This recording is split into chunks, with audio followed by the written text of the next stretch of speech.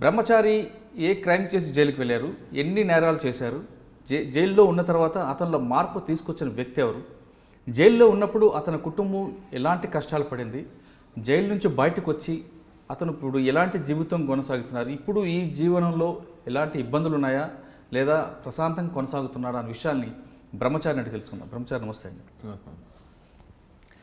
బ్రహ్మచారి నేను ఎప్పుడో Uppal police station దగ్గర చాయ్ దుకాణం ఓపెనింగ్ అప్పుడు నేను చూశాను. అసలు మీది ఏ ఊరు, ఎందుకు చర్లపల్లి జైల్లో దాదాపు 15 సంవత్సరాలు ఉండాల్సి వచ్చింది, ఎలాంటి క్రైమ్ 5 సంవత్సరాలు ఉండాల్సి వచ్చింది, ఎలాంటి క్రైమ్ చేసావు అనే విషయాన్ని ఒకసారి చెప్పు.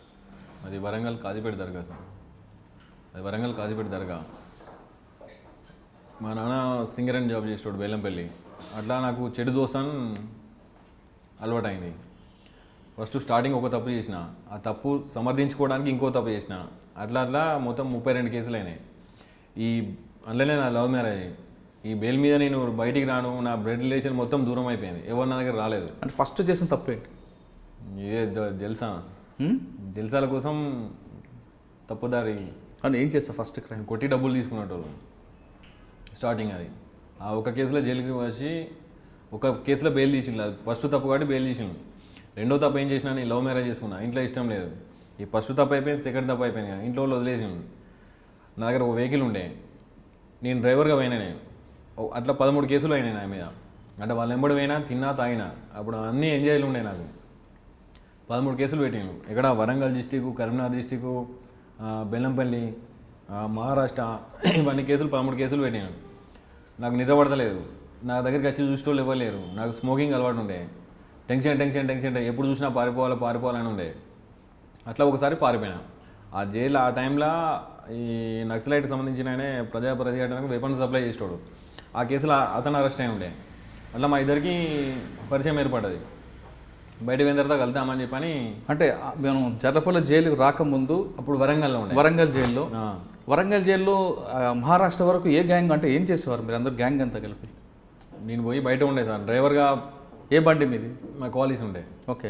డ్రైవర్గా వాళ్ళు ఎంబడి పోయేది. వాళ్ళు ఏం చేసినా ఏమో మాకు తెలియదు. పలాని కాడు ఉండమంటే ఉండాలి, వాళ్ళు అయిపోయిన తర్వాత మళ్ళీ తీసుకురావాలి సార్. అట్లా పోయినా. కాకపోతే నాకు కూడా సరే డబ్బులు ఇచ్చేది. వాళ్ళు ఏం చేద్దామని నేను అడగలేదు, వాళ్ళు నాకు చెప్పలేదు. అట్లా 13 కేసులు పెట్టిండు. అంటే 13 కేసులు ఎక్కడెక్కడ తీసుకొచ్చారు? వరంగల్ సార్, కరీంనగర్, ఆదిలాబాద్ డిస్టిక్, మహారాష్ట్ర, చంద్రపూర్, ఈ 13 కేసులు అయినాయి. అంటే వాళ్ళు ఏం చేసేవారు?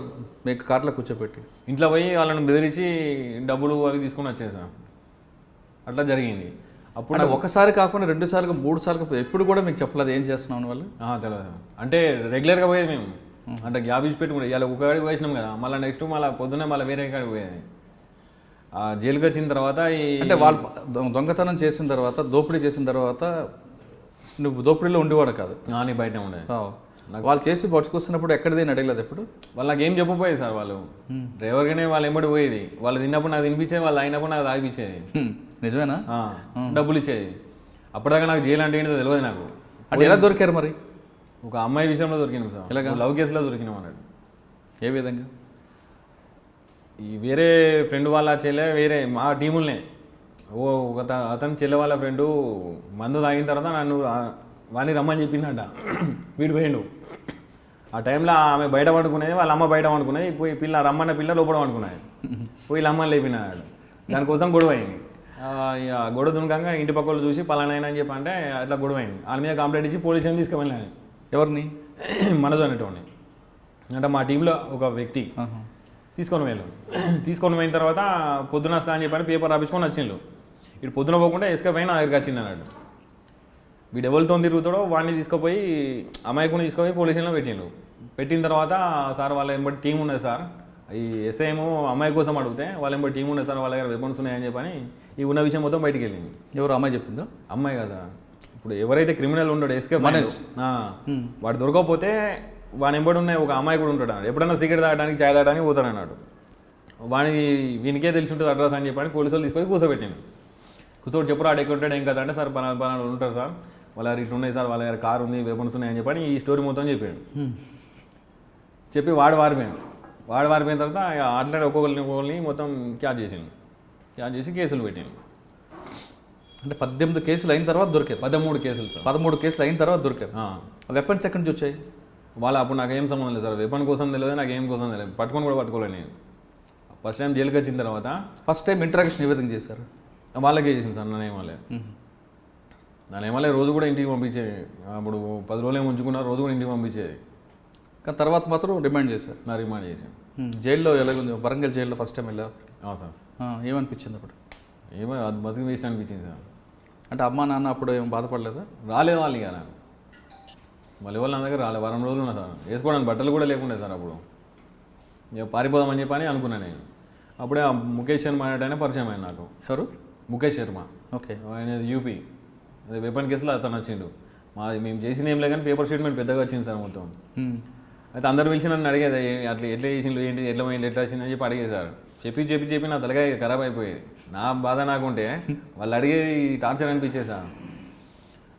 ఆయన చెప్పిండు అన్నాడు, బయటకు వచ్చిన తర్వాత కలువు, నీకేమైనా హెల్ప్ కావాలని నేను చేద్దా అని చెప్పని అనుకున్నాడు అన్నాడు. నేను చెప్పిన నాకు వేరే దారి లేదు రాబాయి, నేను ఎస్కేప్ ఒకటే నాకు అని చెప్పంటే సరే బాయ్ అని చెప్పని అతనికి బెయిల్ 2-3 రోజులు బెయిల్ వచ్చేది. ఆ బెయిల్ వచ్చి వెళ్ళిపోయిన 3 రోజులకు నాకు ఇంటర్వ్యూకి వచ్చాను. ఇంటర్వ్యూకి వచ్చి కొన్ని సామాన్లు కావాలి తీసుకొచ్చి ఇచ్చిండు నాకు.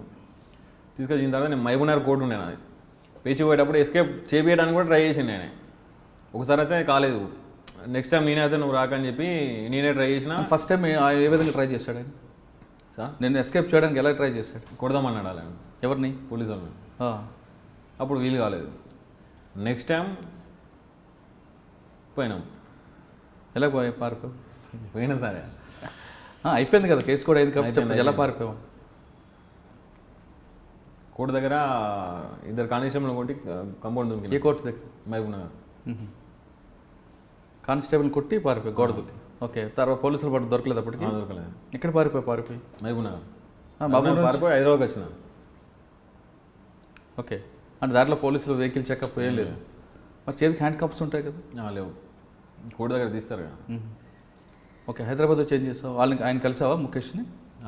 ఫోన్ చేసిన సార్ అతనికి, అతను నా నంబర్ నా దగ్గర ఉండే. ఫోన్ చేసిన నేను. ఫోన్ చేసిన తర్వాత 2 days తర్వాత వచ్చిండు ఆయన. వచ్చిన తర్వాత మళ్ళీ ఇలా కేసులు చేద్దామని చెప్పని అనుకున్నాం సార్. అప్పటిదాకా నాకు జైలు, పోలీస్ స్టేషన్ ఏంటిదో నాకు తెలియదు కదా. లోపలికి ఒక వారం రోజులు ఉన్నదా అర్థమైంది నాకు, క్రైమ్ ఎట్లా వేయాలి ఏంటిదని అర్థమైంది. జైల్లో ట్రైనింగ్ అయ్యింది. వెపన్స్ కావాలని చెప్పంటే సరే నేను తీసుకొస్తా అన్నాడు. 2 వెపన్లు తీసుకొచ్చాను. ఎక్కడి నుంచి? అక్కడి నుంచి, యూపీ నుంచి. ఓకే. వెపన్ తీసుకొని వచ్చాను. తీసుకొని వచ్చిన తర్వాత ఎందుకు వెపన్స్ కావాలని అడిగావు? క్రైమ్ చేయడానికి.